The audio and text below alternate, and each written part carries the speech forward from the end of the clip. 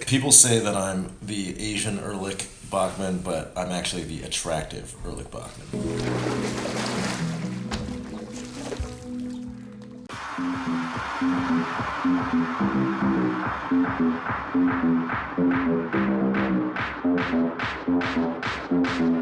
November 16th, we have the Aviato car from Turo rented. It was going to be a Snapchat thing.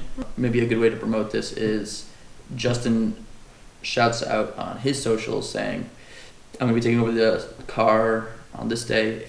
If you want feedback on your startup or you want advice, ask me a question on Whale, and then we'll pick them up, and then Justin will kind of answer their first question answer the question via Whale, but then also be snapping the whole experience.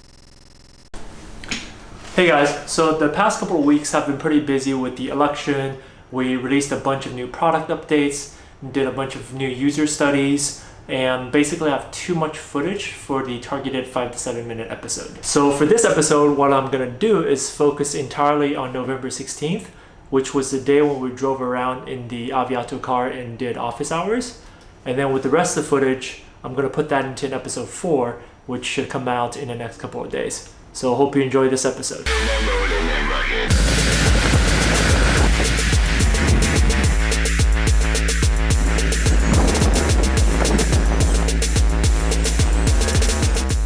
Josh? What's up? Hi! Oh, you're locked out. This is like an Uber pool, the world's worst Uber pool.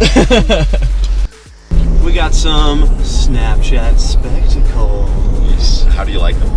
Dude, you know what? They're actually really buttery. They've got a nice feel to them. I know. The quality feels a lot better than the normal Wayfarers you throw on. And while they definitely got the battery and the camera in them, they're not super front heavy or feel like they're gonna constantly slip down your face. Yeah. Compared to most launches, most tech launches start with somebody with the company just giving a bunch of annoying reporters the product, and then those reporters do these super aggressive reviews, like how everyone does of the new iPhones, and it's just kind of I don't know, it's exhausting, and it feels like this isn't what these are about. These are supposed to be for fun.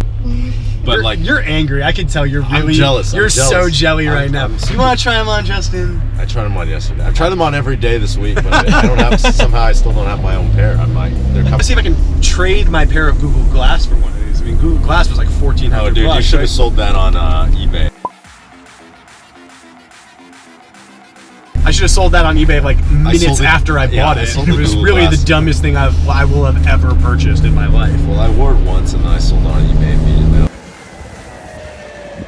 This is very ridiculous. I'm glad the thing is you can't really tell that we're in the Silicon Valley vehicle now that we're inside of it. But everyone is driving and we have the windows closed so we can't even hear, but people are probably shouting Guilfoyle!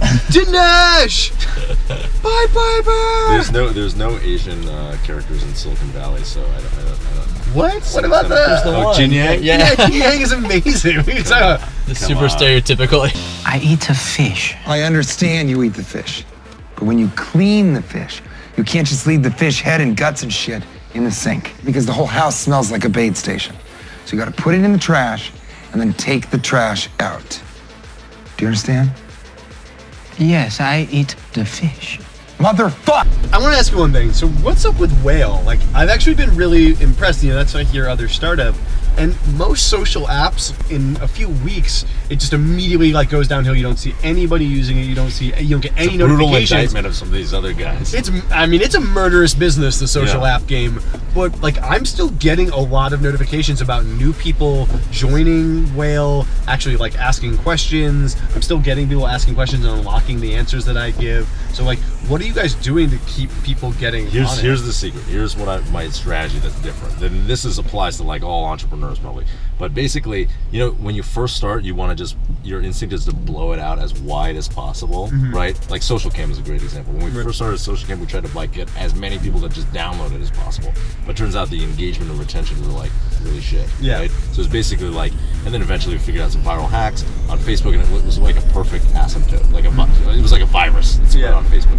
literally. Well, you guys got real lucky with that social video Yeah. like moment. Exactly. And so, but the thing is, if there's no retention, people don't stick around. So with Whale, all our entire focus really isn't on the top of the funnel. Like we have a ton of virality features that we haven't even worked on or implemented. The entire focus is just on trying to give people value, right? Like both people who are answering questions like you are, but also the audience, right? And I think that people are getting value from it. And I have friends who are, celebrities, or friends who are managers of celebrities, and they're like, oh, I want to get my these celebrities on the app, and I'm like, don't do it yet. We want to like make sure that engagement and retention and discovery of content is 100 before we really just try to blow it out. Are you here for the office hours? Yeah.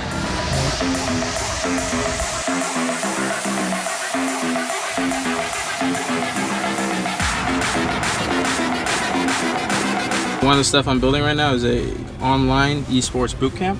Okay, online esports bootcamp. Yeah. The whole point is to help people pursue a career in professional esports.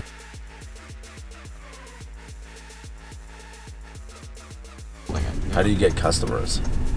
Well, that's the problem. I was going to ask you what channels of acquisition they're usually. Well, are people are doing this right now, right? They're like selling themselves as like for coaching, right? They are. They're selling themselves $25 to $30 an hour.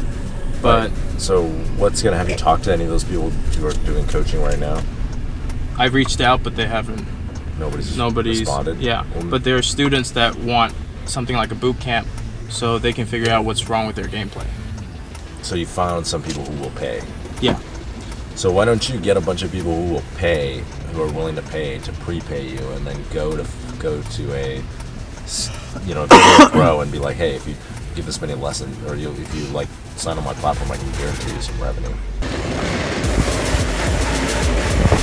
And just in general, when does funding come? Because I don't think anyone's gonna fund you unless you have some revenue. Okay. And it's growing revenue. Because some people tell me that you look for funding before you have an MVP, and some people tell me after. It kind of depends on how compelling you are, but to be honest, I think that if I were you, I would try to raise money when you have something when you've proved that people want this. Okay. It's easier to raise money when you actually have evidence people want this.